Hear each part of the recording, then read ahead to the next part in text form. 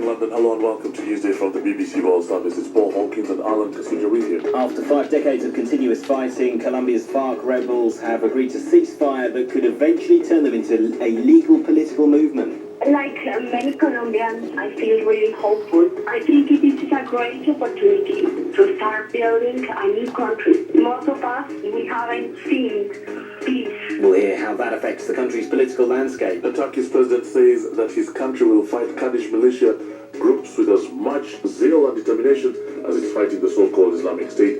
Both sides are supported by the US, so will Washington have to choose a side? And we'll also look at what could be done to tackle carbon emissions from the air travel industry. The answer might lie in pine needles. All that, plus the latest sports and business. It's Newsday from the BBC World Service. All that to follow after this bulletin of world news. Hello, I'm Fiona MacDonald with the BBC News. 4 years after the start of peace negotiations, Colombia's largest rebel group, the FARC, has announced it won't be fighting the state anymore. The FARC leader, known as Timoshenko, said the war against the state was over. Will Grant reports. After 52 years of fighting, the moment that brought the Colombian civil war to an end was understated and low-key. In Havana's iconic Hotel Nacional, in a hastily arranged news conference, the leader of the FARC, Rodrigo Londoño, gave the definitive order to the thousands of rebels still in the Colombian jungle to cease fire. The FARC is on the verge of moving from a guerrilla group to a political party, but first the peace deal must be put to a referendum in October. Only then can the Colombian people have their say on whether the world's longest-running civil war has finally ended. The German Chancellor Angela Merkel has criticised some member states of the European Union for their refusal to take in migrants. Several countries have already made it clear they will not accept any refugees under an EU-wide quota system. I believe that we must work together to find a solution and that every member state must do its part to lessen the overall burden of migration. What doesn't work is when countries say that they don't want any Muslims coming into the country, regardless of whether or not it's on humanitarian grounds.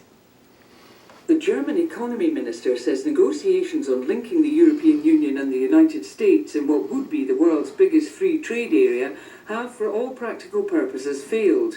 Sigmar Gabriel said that after 14 rounds of talks, the two sides had been unable to agree on any of the issues underpinning the proposed transatlantic trade and investment partnership. A nationwide anti-polio campaign is getting underway in Afghanistan. The UN's Children's Fund is joining forces with the Afghan government for the drive, which is targeting more than 9 million children under 5, the main victims of polio. Electra Naismith reports. Polio is a highly infectious disease that can cause total paralysis in a matter of hours. There's no cure. The only strategy is prevention. This nationwide campaign brings together thousands of medical workers who will go door to door to reach as many children as possible. Afghanistan and neighbouring Pakistan are the only two countries in the world where the disease remains endemic. UNICEF believes Afghanistan is closer than ever to eradication, but insecurity is a serious obstacle. An estimated 250,000 children are in areas too dangerous to reach. Italy's national anti-mafia prosecutor says the government must prevent organised crime syndicates from infiltrating reconstruction work in the picturesque medieval towns destroyed by last week's earthquake. Franco Roberti said post-quake rebuilding projects had historically tempted syndicates to muscle in on lucrative contracts. World News from the BBC. Houthi rebels in Yemen say they're prepared to restart peace talks with the country's exiled government, provided the Saudi-led coalition stops attacking and laying siege to areas they control. 3 days ago, the US Secretary of State John Kerry said that Gulf Arab states and the UN had agreed to resume talks on the conflict. The French Interior Minister Bernard Cazeneuve says a law banning the burkini, the full-body swimsuits favoured by some Muslim women, would be unconstitutional and likely stoke irreparable social tensions. Mr Cazeneuve said the socialist government had no intention of legislating for a ban.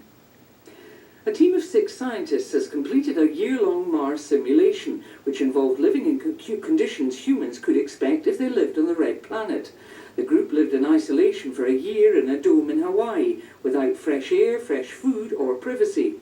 One of the 6 scientists who took part, Tristan Bassingthwaite, says the simulation was an important exercise.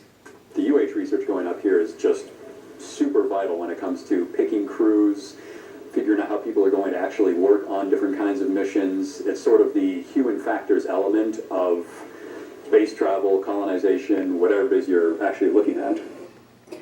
One of Latin America's most prolific singer-songwriters, Juan Gabriel, has died from a heart attack in California, aged 66. The Mexican, who sold tens of millions of albums over his long career, had played to 17,000 fans in Los Angeles just on Friday. Nominated for 6 Grammy Awards, Juan Gabriel was best known for his love ballads, often delivered in glittering mariachi outfits. One of his more recent hits was Por qué me haces llorar, from his 29th studio album in 2010. ¿Por qué me hacen llorar y te burlas de mí? Si sabes tú muy bien que yo no sé sufrir.